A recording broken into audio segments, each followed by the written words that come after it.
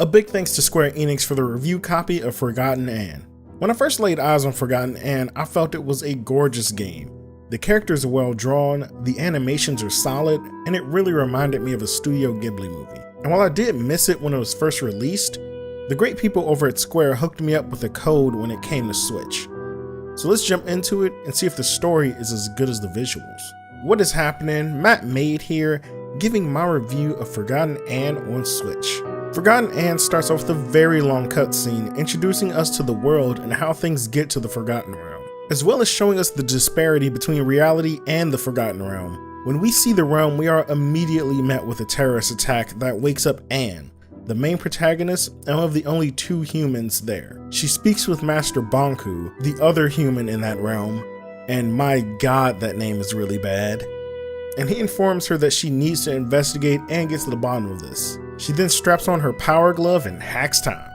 Okay, well, she doesn't do any of that, but she does put on a weird glove that allows her to pull anima, which is an energy that exists in the world and is the lifeblood of the Forgotlings from almost anything in the world. Forgotlings are the items and objects that people have forgotten so much about that they fall into a black hole. Think of it as when you're looking for that one sock that you know you had, but just can't seem to find. That's the Forgotten Realm, and that's where it went. Master Banku, which, man, his name feels worse every time I say it, comes off as enigmatic yet benevolent. However, as if almost like clockwork, things begin to unravel, and you start to discover that he, to no one's surprise, is the villain and only views the Forgotlings as objects to meet his own ends. The plot isn't really deep or unique, but that isn't a bad thing. It works well and you are able to follow along easily, which is key in stories like this. The game is a puzzle platformer, so you won't be fighting a bunch of enemies or trying to get around pitfalls and spike traps. Instead, you'll be figuring out how to charge gates and move anima in order to unlock or access things. Some of the puzzles are really clever, however most are simple and straightforward. The story takes precedent and the puzzle platforming is more to get you from one point to another and offer a bit of difficulty and resistance in the game. The puzzles themselves aren't terrible per se, however they aren't very difficult or unique. They usually boil down to look for anima, absorb the anima, and then move valves around until you unlock whatever is blocking your path. The variety and innovation with these puzzles could definitely use some work. There is a really cool section where you have a shadow clone or a duplicate of yourself and need to control both in order to progress through the section. They didn't really explain why there was another version of you and kind of just chalked it up to magic stuff. The platforming is functional. Anne feels a bit slow and her movements are heavy and realistic. She takes a bit of time to turn around, can't jump super high, and gets tired while running. Honestly, she gets tired a bit too quickly when running. Like, she can't run more than a few steps before she's tired. This really slows down progress and can lead to some frustration. The jumping can be a bit aggravating as well. Since the physics are fairly realistic, Anne does not jump very high and drops like a rock. Making jumps across gaps or up to platforms can sometimes take you a few tries and some figuring out. Combine this with sections that have moving platforms that you have to wait on to come back, and the platforming can become abysmal. The Arca and Anima system in the game is really cool. As the Enforcer, you're able to distill or absorb the anima from any Forgotling or object you come across. This sometimes feels required, however apparently you can get past some situations without having to distill a Forgotling. Once you absorb anima, you're able to perform a sort of high jump and long jump by using the mechanical wings you acquire. Also, once you have anima, you're able to shift and move things like valves and pumps. Anima is the main mechanic and the thing that allows the world to operate.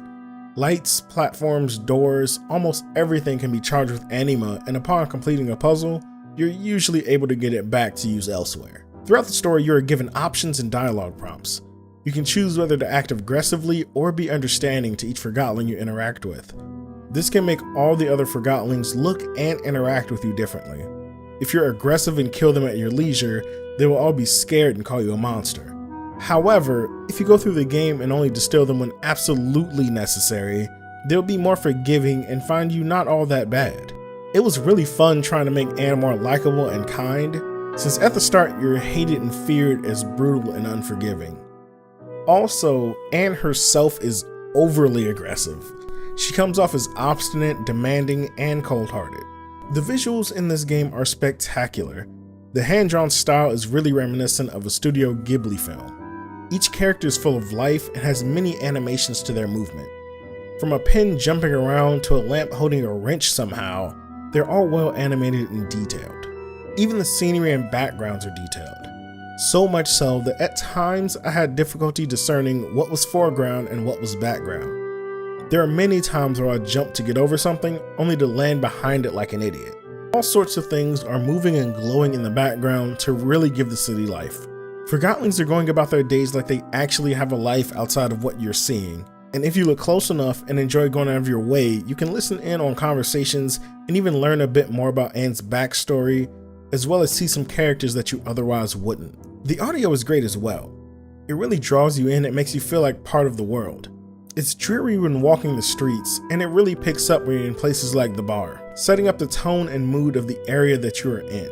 The music is fairly light and doesn't intrude on any other aspects of the game. It's there when needed and picks up when necessary or during cutscenes. This too feels directly inspired by Studio Ghibli, and for the most part it works. The characters are well voiced and smooth as well. There are a few hiccups and stumbles with some of the lines, however those are few and far between. Each character that you run across is voice acted and sounds different, which is impressive given the sheer number of them. You don't even have to directly interact with them in order to hear them speaking. There are times when you'll be sneaking around or walking past, and they'll just be chatting away with one another. It feels like a lived-in world, and everything doesn't center around Anne and what she needs. The port of Forgotton Anne to the Switch is solid, and I didn't run into any glaring issues that ruined my enjoyment of the game. It runs smoothly and doesn't stutter or feel laggy. Also, the ability to take it on the go and play anywhere is very enticing with a platformer like this, as it doesn't require twitch reflexes or have the constant threat of immediate death. Honestly, I feel like it's nearly impossible to die in the game. It's another solid port of an indie. Overall, Forgotton Anne is an interesting and unique experience. You can make many choices and each will cause the Forgottlings to view and act differently towards you. You can be the kind and gentle hero or the maniacal and genocidal enforcer.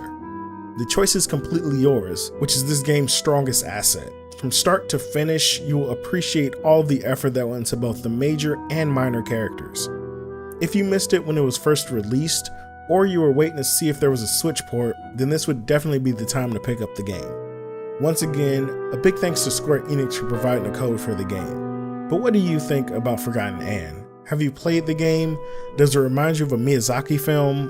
What are your thoughts? Let me know in the comment section down below. And don't forget, if you're a fan of gaming, consider striking that subscribe button and hitting the bell. This is Mattmade, and I will see you tomorrow. What's happening?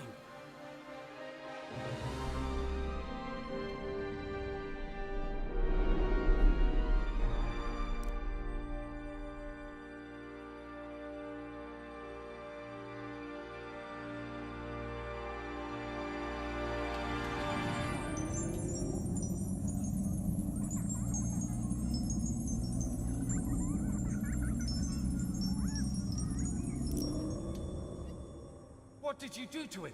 Put that arca down. Show some respect, girl. Where's Anne? Impossible. Fig?